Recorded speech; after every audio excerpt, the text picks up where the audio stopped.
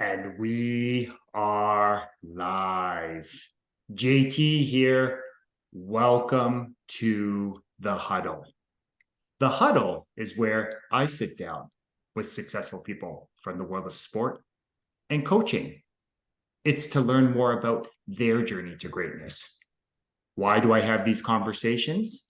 Because success always leaves clues. I want to take a moment to thank you.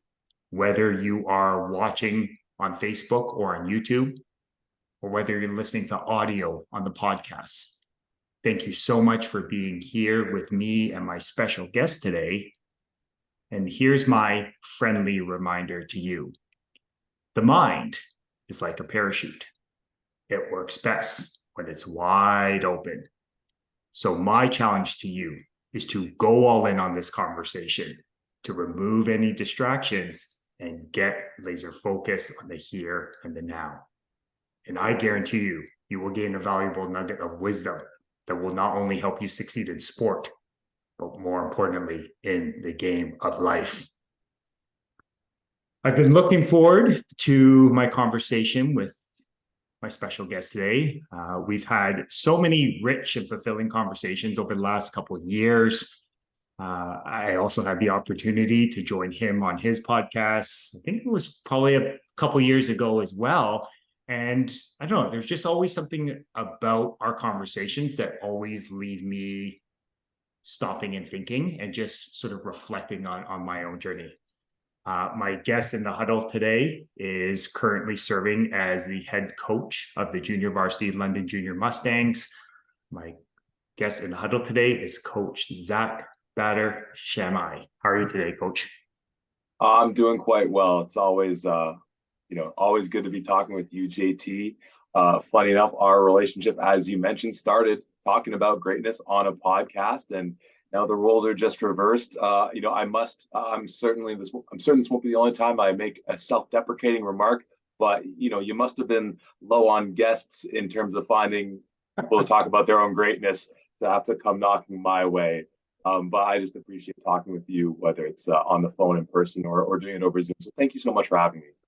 Absolutely, brother. And before we get kicked off, pun intended, I just want to take a moment to count my blessings. And for me, counting my blessings is a daily practice. Some days I do it better than others, but I do find the days where I'm most consistent of counting my blessings. I do find that those days are filled with a little more love, a little more joy, a little bit more peace. And that's what life's really about. And I'm a big believer, biggest blessing you can give anyone is your time and energy. So thank you again for blessing me with some of your time and energy today, brother. My privilege. Absolutely. So one of the things I like to remind myself, especially on those days where, maybe things aren't going as planned, is that life is a game and games are supposed to be fun. So I'm curious. I had a coaching colleague that would often remind me, hey, we all have these things that make us unique and different, so celebrate them. What's an interesting fact about you that maybe a lot of people don't know about you that you'd be open to sharing with our community today? I've certainly watched and listened to enough of these that I should have been anticipating, not this question, but kind of the fun opener. Oh, goodness gracious. I'll go with something fairly straightforward. Been a lifelong musician, play a number of different instruments. My go-to is the electric bass guitar. That's my favorite. Say it's the instrument I'm best trained on. I used to play in a cover band with my brother and some of his friends a few years back before the pandemic. So yeah, bass player amongst other things I got going on in my life. So I'll throw that out for the thing people might not know about me. Awesome. And it's interesting. Again, the more I get to know you, the one thing I've come to appreciate about you is just your openness, right? Like you're a true Renaissance man. Maybe that goes back to your days of studying philosophy, but I'm curious, what is it about music? Like, is there something about music, the creation of music that really sort of draws you in?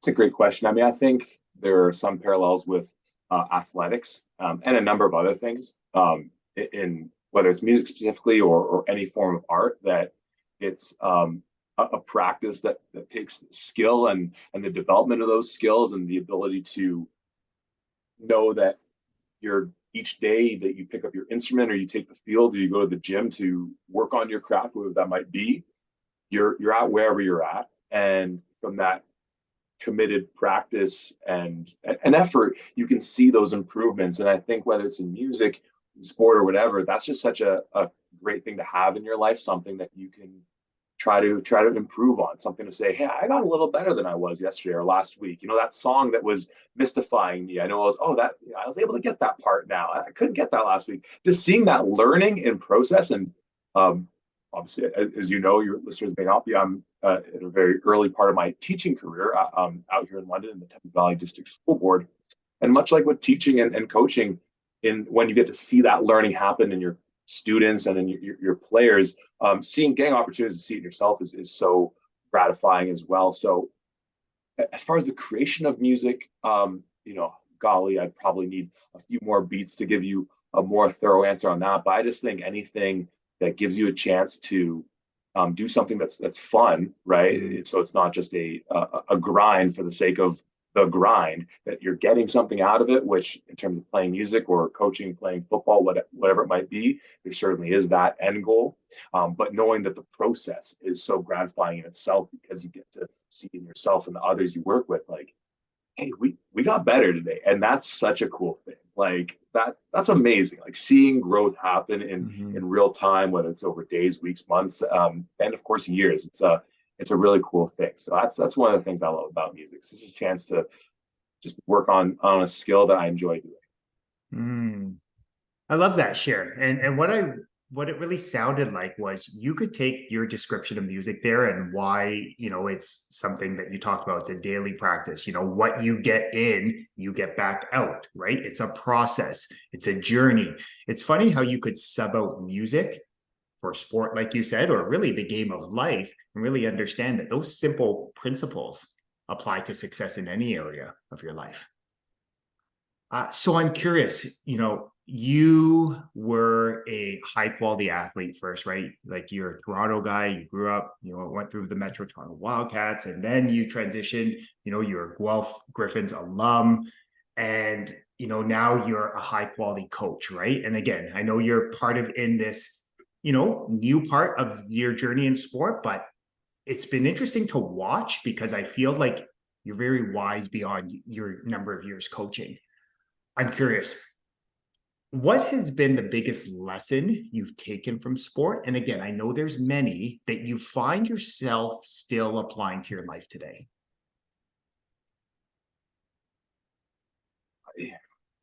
First and foremost, I'm just pushing back on the high quality adjective you threw in front of some of my descriptors. Though I appreciate the compliment, and I'm going to do my best to just take the compliment. I think once again, perhaps extending the conversation to life in general, just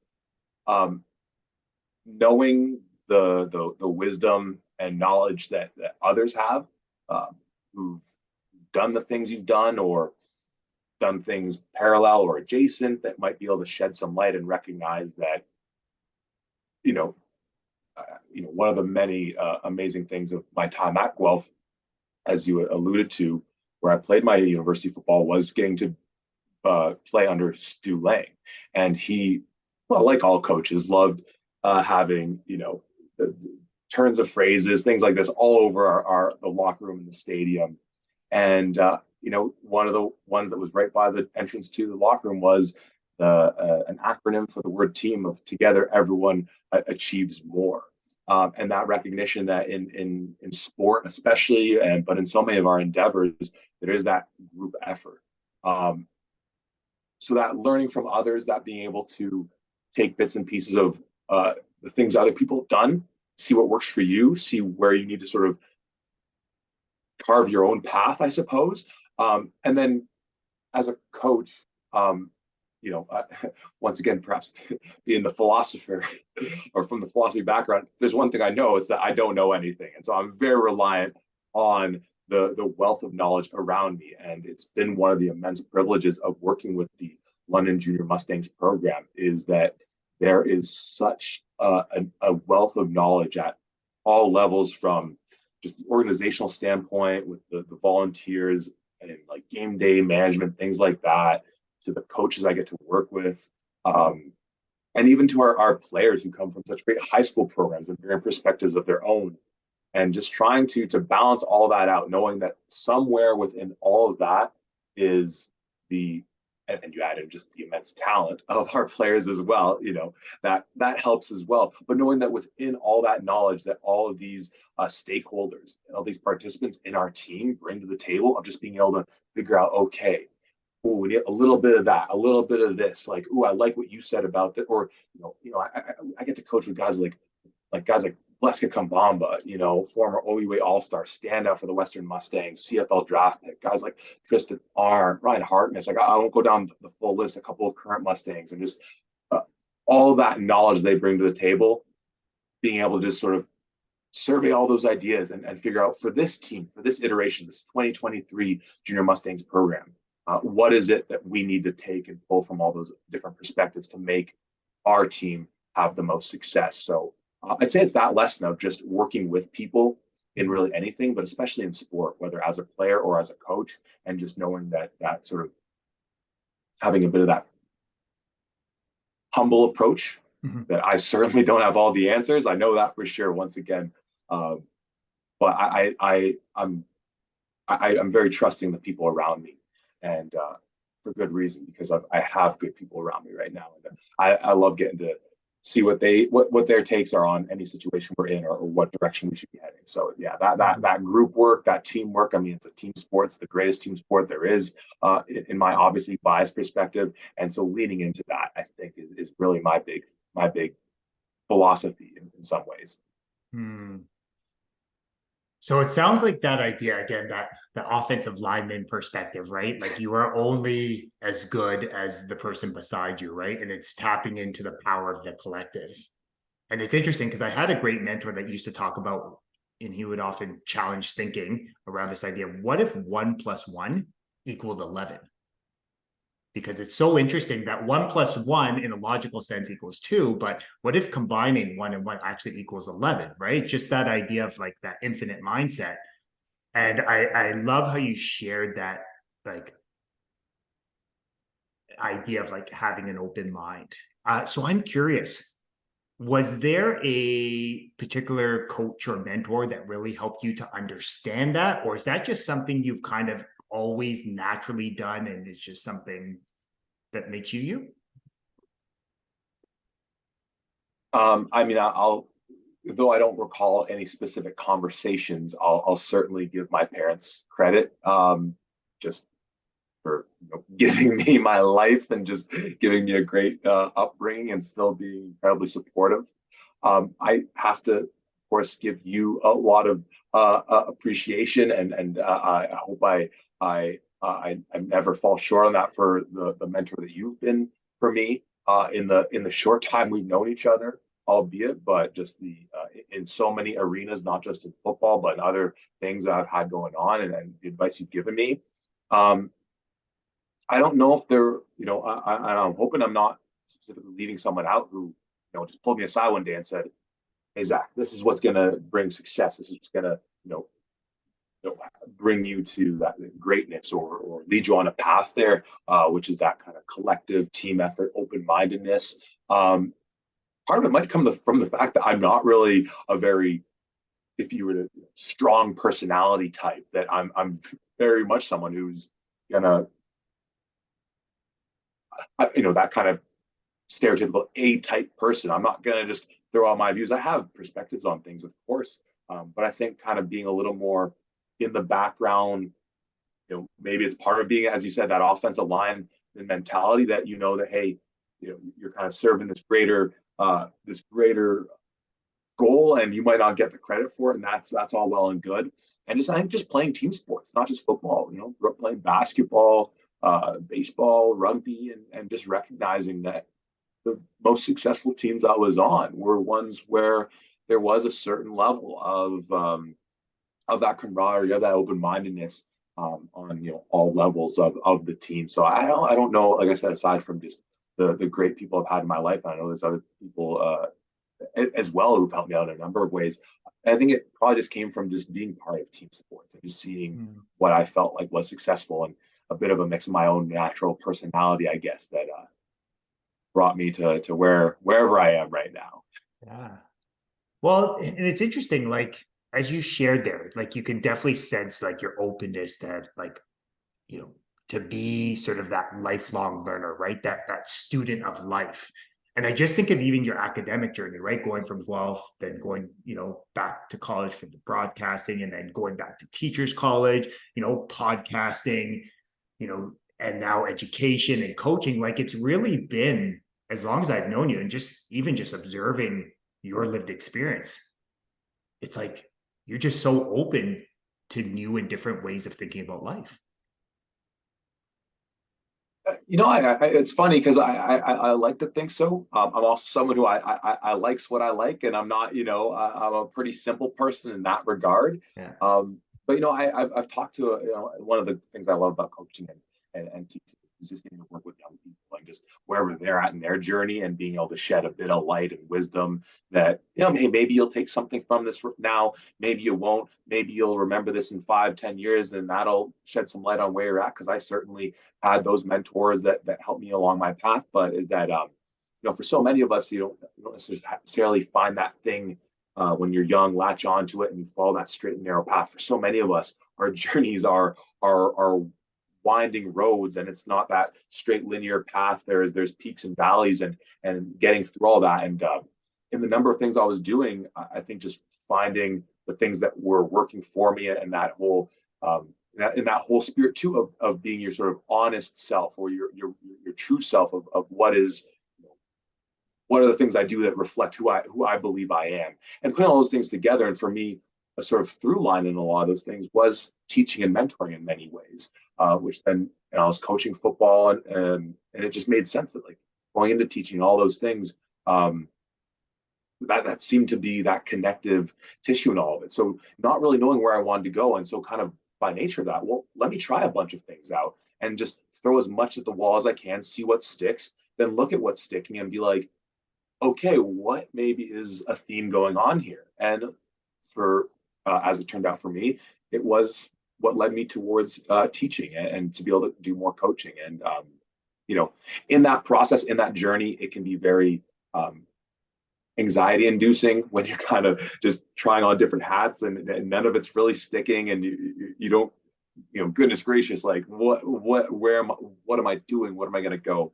But just with having a number of great supportive people and just trusting in yourself, getting to that other side and seeing, okay, I can see it now, that sort of 10,000-foot view, all those steps, whether I knew it at the time, I can look at all of them now and say, okay, it all kind of made sense, it all led somewhere, even if I didn't realize that's where it was going to go. So yeah, you never know where life's going to take you. So I think just being able to embrace that uncertainty will certainly make that anxiety a little more calming. Yeah. I love that. And again, that openness, that understanding that life is filled with ebbs and flows. And there's going to be moments where you're energized, you feel enthused, but there's also going to be moments where you feel scared because you're going somewhere you've never gone. And there's almost sort of like just acknowledging that, I feel like it gives you a sort of like a lighter side of life. So I'm curious, you're in the head coaching role for the first time, right? For a program with a rich tradition of excellence, right? So as we tail towards the end, and depending on what people are listening to, the end of your first regular season as a head coach, what has that experience been like? And I had a mentor early in my career said, at the end of the day, someone has to hold that whistle, right? Like there's someone that has to make that final call, whether we're going for it. What has the process been like for you being in the head coaching role? In many ways, like nothing I've ever experienced. In some ways, very interestingly parallels a part of my life I just wrapped up, which once again, you were very formative in helping me along, which was actually as the student council president at my faculty of education at Western, in sort of this position where in that role, I had a number of vice presidents that had their own sort of umbrella of people that worked with them and sort of in their specific area. And when people would ask me what I would do, I would say like, well, I kind of do everything but do nothing. I kind of need to be everywhere but be nowhere. Is there a gap that needs to be filled? Are we short a person? Are we short some hands in a certain area? I'm right there. And then once again, in this capacity, talking about my experience with in student governance, and then engaging with our faculty and people like that to sort of bridge those gaps. And so in many ways, this experience in head coaching has become very similar to that. And in both cases, part of the reason it's been able to be that is because I've been blessed with such immense talent around me. And, my sort of, I guess, leadership style, if you will, is kind of very laissez-faire, democratic. I want to hear what my people are thinking, and I'm trusting in them that they'll make good decisions under their specific umbrellas, whether it's, just to break it down into our sort of three main aspects, branches of football and offense, special teams, defense, and in those areas, the different positional groups and everything like that. I have all the trust in the world that people on our team are going to make the right decisions, kind of knowing what our sort of collective goal is. Once again, one of the beautiful things of sports, that idea that have upwards of 100 people, perhaps from different walks of life and what have you, but you put them all under the same team, the same name, and recognize that our end goal is all the same, and all that stuff. It becomes that brotherhood, that family, right? So yeah, the experience, it's been a whirlwind. In many ways, it's sometimes, to compare it with my coaching and both with this program and in other programs I've had the privilege of being a part of. In some ways, it feels like the least amount of coaching I get to do from that traditional standpoint of, say, running indie drills and coordinating plays or anything of that nature, to once again kind of trying to take that big picture perspective, making sure that all our coaches are in a position to have success, to then subsequently put our players in a position to have success, and all the while just trying to bring, if there's one thing I sincerely hope I've succeeded in, because nothing else, well, winning matters quite a bit, but if nothing else matters aside from that, as much as trying to bring just a positivity to our group, and just make these kids feel like they're absolute rock stars. I think there's so much power in sport and how it can help us develop. And I think, especially at this age, U16, grade 9, grade 10s, and just that ability to have, like, as an adult figure, of someone to be like, what's going on, man? Like, how are you doing today? Like, everything good? Just check in on them, and just have that. And some kids, not knowing all the details, some kids don't have that, right? And for some kids, it's just awesome to get that ego boost, I think, and especially from an adult figure. So, yeah, once again, kind of big picture overview kind of aspect has been a big part of what it is. Yeah, being that person holding the whistle for sure. And then similarly, once again, some of the other parallels with my time doing student governance, kind of having that connection then with the other sort of stakeholders in the program, with it being, as so well, such a rich and in the sense of the various levels of the organization and the number of people that play a role in it, and of course engage with parents and stuff, which has been a new experience. It's been a massive learning opportunity. And then within all that, I recognize a lot of parallels with the career I'm going into with teaching, and how that's going to translate into the various things that so well in that area, that I'll have to do and deal with there as well. So massive learning curve. Being like I said, someone who's quick to be a bit self-doubting, which is something just a personal thing I'm trying to work on. I've been trying to work on over the years, is definitely given me moments of having that sense of imposter syndrome. But just, yeah, trying to be there for the kids and put our team in whatever ways I feel I can to have success. From listening to our coaches, listening to our players, and then trusting in our players and our coaches to make the right decisions by the team, knowing that we're all aiming in that same direction. And wherever we come from in life, whether we know each other really well or it's been our first time together, just trusting that it's all going to work out because we're all pulling that same area. Mhm. I love your share. Again, I appreciate you being so open and honest with the journey. And again, highlighting it's filled with ebbs and flows, a lot of learning opportunities. But it was interesting, like listening to you, there were a few themes that really popped up there. You mentioned the word trust a lot, right? And it's so interesting because I mean, you've been part of some high quality teams, right? Like that trust, that ability to trust the person to your right, to your left is so important, right? In terms of creating that winning culture. And I love how you talked about entrusting, like you are intentionally giving others your trust first, right? And that's something that all great leaders do, right? Like they must be willing to give trust before they can earn it back. And I love how you talked about this idea of just want to put our players and our coaches in a position to be successful, right? And it's interesting that when you start to approach life that way, where you're all about giving others your trust, putting others in a position to be successful, it's interesting how that's really the foundation of a rich and fulfilling life, whether it, in sport or whether just, in any aspect of our life. I mean, I certainly think so. And I'm sure people take different routes to it, and I'm sure many of those routes still lead to success in the sort of binary approach of wins versus losses and things like that. Um, and that's all well and good. And I'm not even, our teams had a lot of successes here in that field specifically. So from that regard, I guess I've done something akin to a good job, maybe. I don't know. It's been a job done. I'm not going to say well done, poorly done, just a job done. Needed someone to fill this role. I stepped in, trying to learn in my own Zac way of how I feel I can be true to myself, who I am in that role, and taking from the other coaches. But yeah, but for me, absolutely. I think you have to have that trust because that's, I think, just such a foundational piece of building any relationship. Mm-hmm. And like coaching, teaching, or obviously in anything, it all starts with the relationship. You can't be well, maybe you can be. I shouldn't say that, but it would be tough to be a group of just absolute strangers to one another, I think. And I think you can have, you know, success. I'm sure people do, 100%.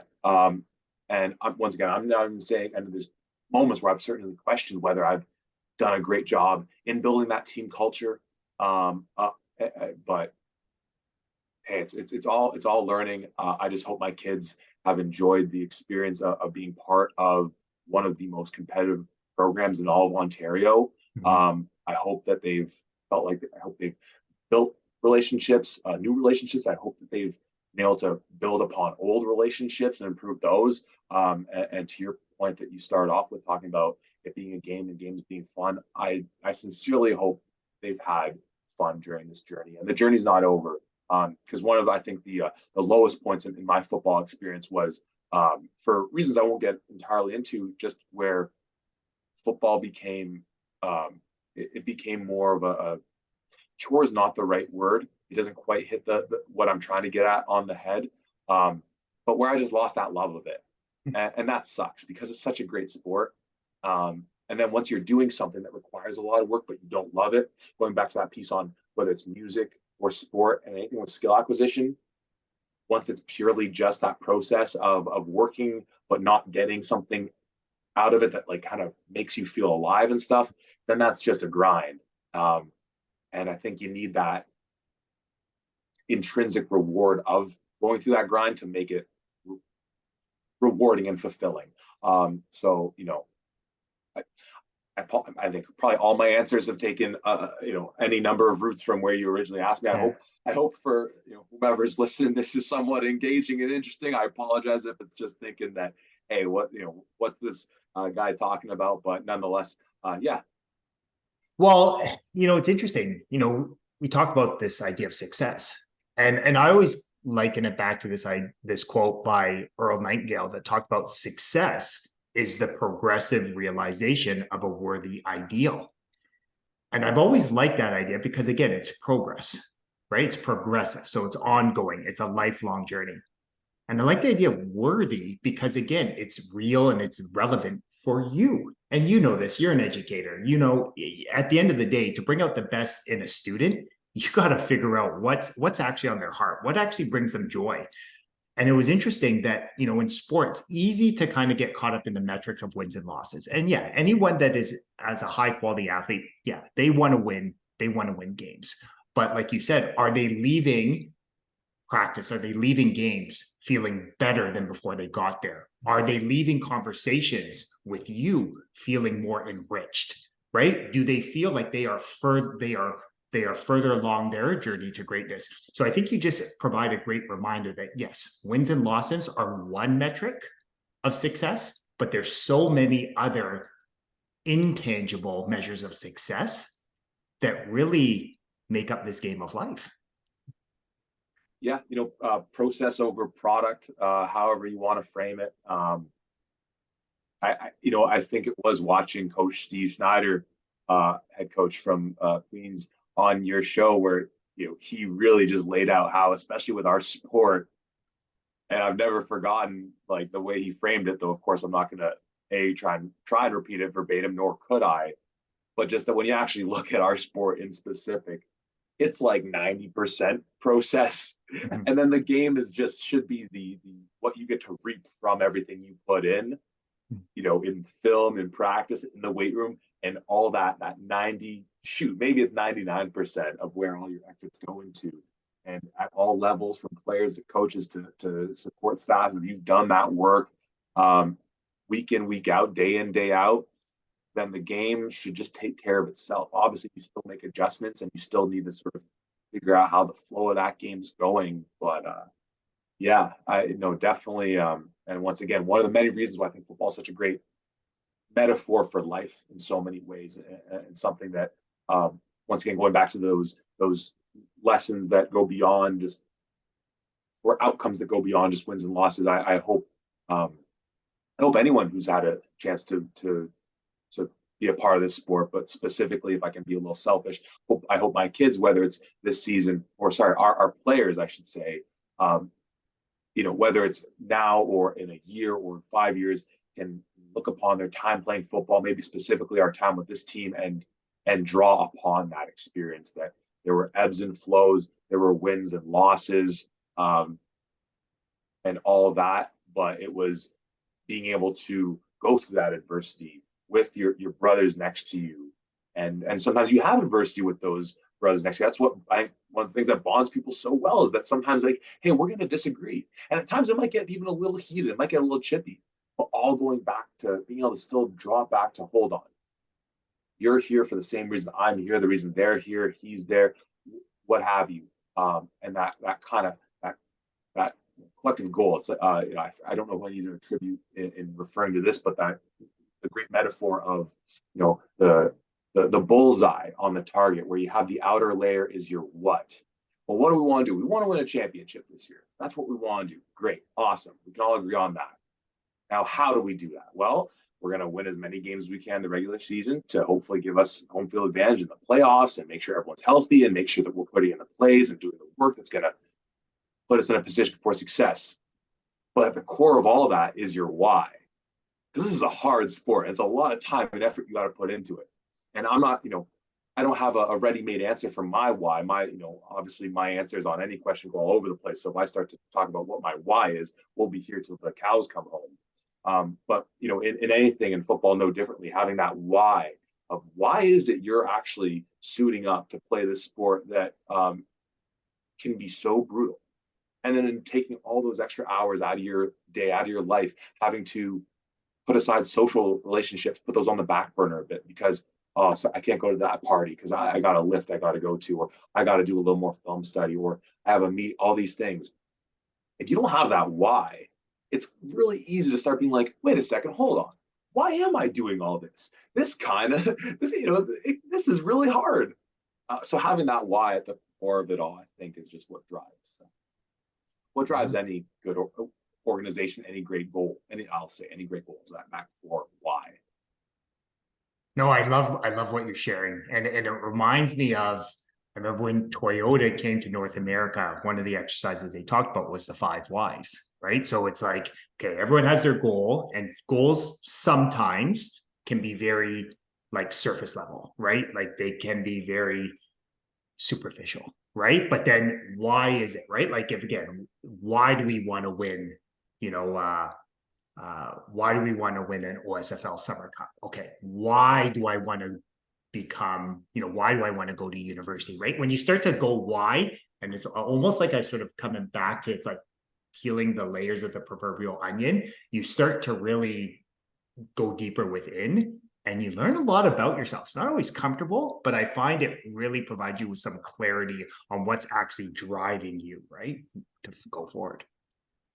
And I love that you highlight how it can be extremely uncomfortable, and you might not like what you find down there. I think any practice of introspection that we take is in life, whether it's something, as you said, of kind of counting your blessings, daily journaling that some people might do, whatever it might be, of just taking time out of your day. Though I think it's an immensely important practice of having something where you can just pause in our extremely chaotic and hectic world and just turn inwards a little bit and just think about your whys, think about your blessings, think about whatever it might be. And especially with those, yeah, as you said, with those whys, it can be uncomfortable. And you might not like it there, but I think that's still a part of that process of life, of getting to a point of being fulfilled and really knowing yourself, right? So at the end of the day, relationships are gonna come and go. People are gonna pass through your life. At the end of the day, you gotta be comfortable with who you are. And I think in a very simple way, life is a process of becoming and becoming the person that you're going to then be for the rest of your life. And if you don't know who that person is, if you don't like who that person is, I mean that's tough. But it's that's where that introspection comes in and figuring out what matters to you and I guess what you need to do to move forward. So Oh, I love it. And then again, I can feel, I can hear, I see that philosophy background, like the idea of like the powers in the being, right? Like, yeah, right, we are spiritual beings, right, in a in a physical body having a human experience. So it's really interesting, like you talk about, like at the end of the day, right, who do you want to be, right? And I remember I had a great conversation on the podcast a couple of years ago with Kenny there, and he talked about, we often ask people that, and he's a leadership coach. He talked about, we've sort of been programmed and conditioned to ask young people, what do you want to do?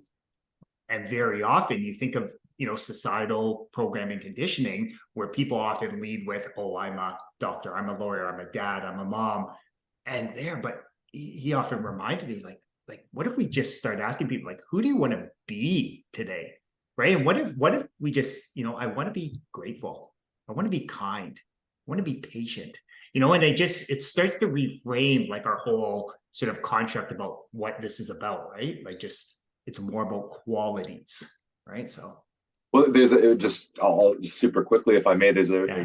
There's a great John Lennon quote perfectly on that idea, and maybe it's apocryphal, but it's something to the effect that in an interview he's reflecting on being in elementary school and getting a task of being asked just that question: "What do you want to be when you grow up?"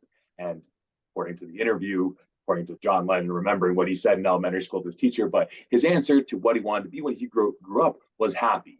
To which his teacher responded, "You did not understand the activity." To which then he responded to his teacher, "Well, you do not understand life." Um, hey, maybe John Lennon had that wisdom when he was a young buck himself, but whether it's true or apocryphal or anywhere in between, yeah, that whole idea of sort of that idea of being, like, what is it, like that core kind of essence of who you are, because that's always going to be with you, right? And then, yeah, I love it. Yeah. Yeah. And it's interesting, going back to what you said about Varsity, that was the lesson I had to learn walking away from football. Actually, you know what? The conversation on our podcast was when I was slowly starting to want to come back in the world of sport. And it was interesting that I needed to walk away in order to kind of start to learn about who am I? Not the teacher, not the coach, not any of these like titles that we have, right? But who's it? Like, who am I at the sport? We strip this all away. And it was interesting that it helped me to understand that I needed to walk through that discomfort. I needed to walk in the proverbial fire to get more clarity around that. And from there, I started to understand a lesson like, who do you want to be today? So I appreciate that. And I think it also gives me a greater sense of blessing for you even having me on that conversation at the start of this journey back into sport. I just want to take a moment to thank you, brother. JT, anytime we get to talk about philosophy, football, life, and if I'm so privileged as I have been today to talk about all three in one, then once again the blessings are all mine. So Yeah. I appreciate you immensely, JT. So I'm curious, and this was actually a thought I just had there. Again, we first got connected because, again, I was listening to you on your podcast. And at the time it was, you and Dakota having conversations, and then it sort of transitioned. I'm curious. So you obviously have a passion for our beautiful game, right? Like your podcast was geared more towards the youth sport. And now you've had this lived experience, working in some great high school programs, right? Working with the South Lions, you have this head coaching opportunity at with the junior Mustangs. I'm curious, what do you think needs to happen moving forward in order for us to grow the game? Like what's like, how do we really put some gasoline on this fire and really take things to the next level? I'm curious your thoughts on this. Ooh, how much time do you have? You know, one of the simple answer, and I'll kind of use a bit of an anecdote to get to it, is ultimately, or to highlight it, is ultimately, I think, with many things, um, through visibility, through media, and financial support. And there are those things, but I think the more you can put your sport, put your whatever it is you're doing into the limelight, and I think media is crucial too, not just as something that, because with At the 55, one of the things we like to do is not just talk about this is what happened, this is what's going to happen, or what have you, but we do the act of prognosticating and throwing out what we think might happen in certain areas, and ranking players and things to create a bit of a proverbial buzz and things like that. But in specific, we did at the very beginning of 2020, Dakota and I, we did a what we called the off-season walkthrough tour, where it was our goal, and in some ways I'd say we still accomplished it, because a little thing known as the pandemic kind of threw a wrench in our plan. But the main objective was we wanted to visit every campus, every OUA football campus, interview some players. In a few instances, we were privileged to talk with some coaches, and just in some cases it was just kind of talk to them about who they are, right? Getting to know, especially with football, where you have that extra barrier of visibility with the fact that our athletes wear all this equipment and the helmets, and so getting a little peek behind the curtain, peek behind the face mask, if you will, of like, who are these athletes, like what are they into, and once again kind of trying to maybe at times stir the pot a bit about like being like, ooh, who's the team on your schedule you're most looking for? Oh, who's the biggest trash talker? Things like that. That's all fun and games, but it gets people talking. One of the questions I loved asking, pardon me, was if you could have OUA commission, if you could be OUA commissioner for the day. I don't believe that position exists, but just assuming there would be some kind of king queenly position that could just at the snap of their fingers just make anything they want to happen in the OUA. What would you do? I think I darn near think I asked this to every athlete that we interviewed on that particular programming piece of the off-season walkthrough tour, and I'm sure I've talked to other athletes in OUA about it as well. But invariably, it once again all came down to things like the media attention, and having, one of the things I've been pretty openly critical about on our podcast is sometimes, at least with the OUA, the scheduling of the games. And I don't know all the mechanisms that go into how that works. And if I don't know how something works, I do like to cushion my criticisms, because I like to assume there's a good reason why certain things are in place. But it's certainly frustrating, particularly so for someone who watches every OUA football game, when there's 5 all at 1 o'clock, and I have like three split screens going on one computer and another. But anyways, yeah, players would talk about things like that. Chris Osikusi, who at the time was doing his first year of law at Windsor and then playing with the Lancers. Of course, he had his great career with the Gales, the Golden Gales, and it's gone to have success, some pro success as well. Really, just hit the nail on the head of what that media attention does, and him, like a number of folks like myself who grew up watching like OUA football on the Score with Tim McAuliffe, and that kind of being our introduction into, oh, all right, university football in Canada is a thing, and it creates a bit of a buzz. And so, I guess I say all that in saying, because obviously there's other levels of football, whether it's OUA, OSFL, the various high school leagues and things like that.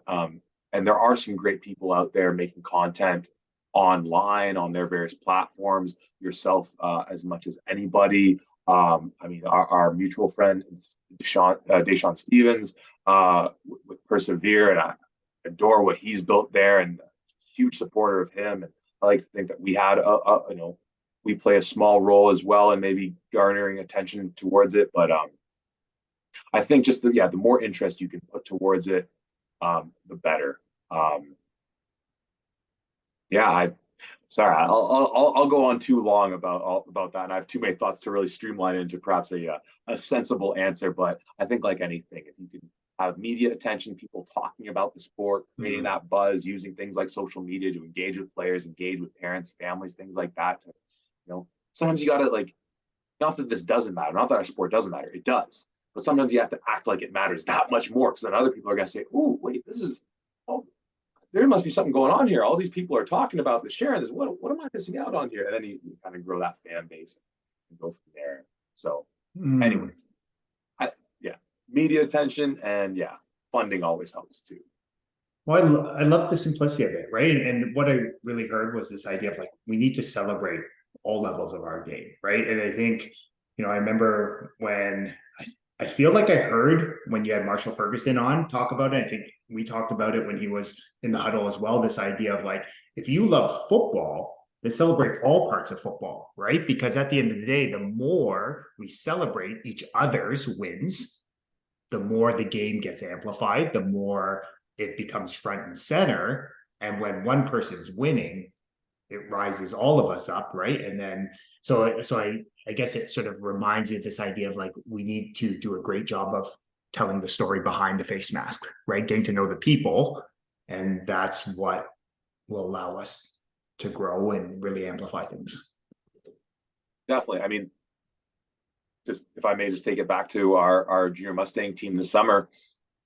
Hey, I'd love it if we were winning every single game 50-0 week in, week out. But there's part of me that in the even just hypothetical reality of that situation, where I sit back and think, well, but that's not great, because then I want a league where every week, however many games are happening, it's coming down to the wire. That the strength of, at the end of the day, as much as now kind of being a transplanted Londoner here, coming from Toronto, and still keep an eye on Toronto football, because as you know as well as I do, they've been having a tough time over the years, and even going back to when I left high school myself, 12 years ago. From there, it was it's in a place where it really needs some support, and there's so much talent and so many people that want to help out.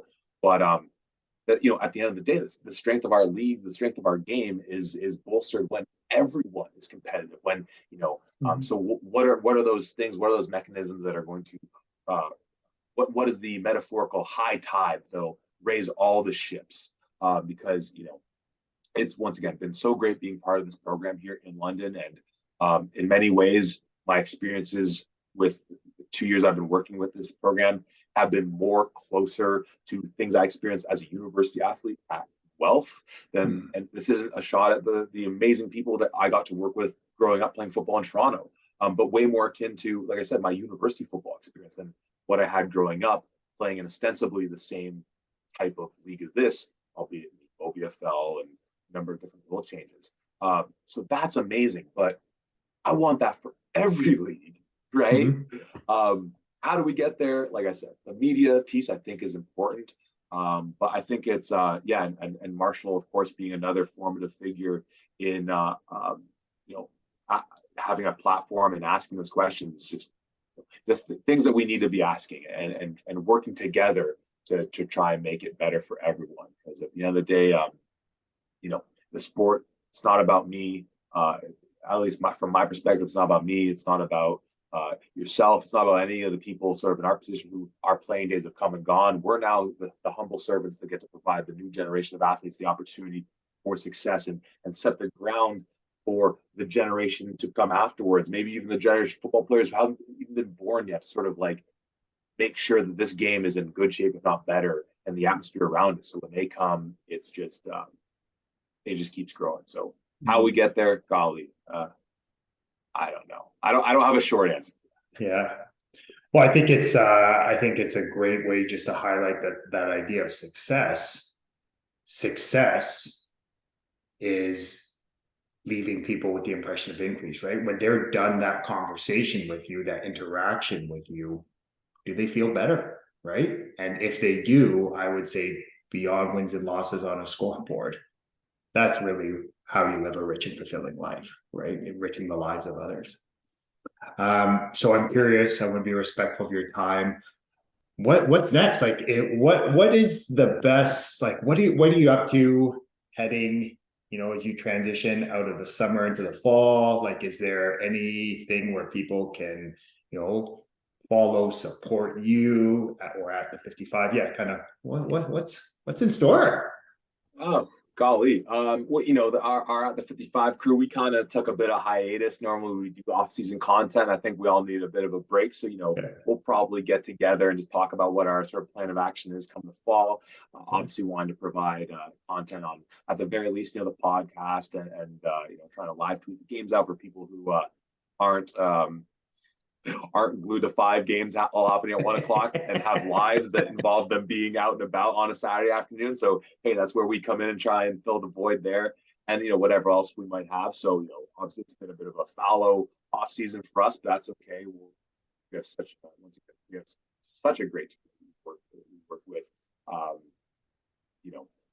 Obviously you mentioned Dakota, Tom Sterling, Nate Hobbs, started with me and Eddie Meredith going way back, and just needed I'm not even gonna start listing off guests that I've had the privilege of having on there. So, at the 55, obviously we'll get that back up and running in some capacity.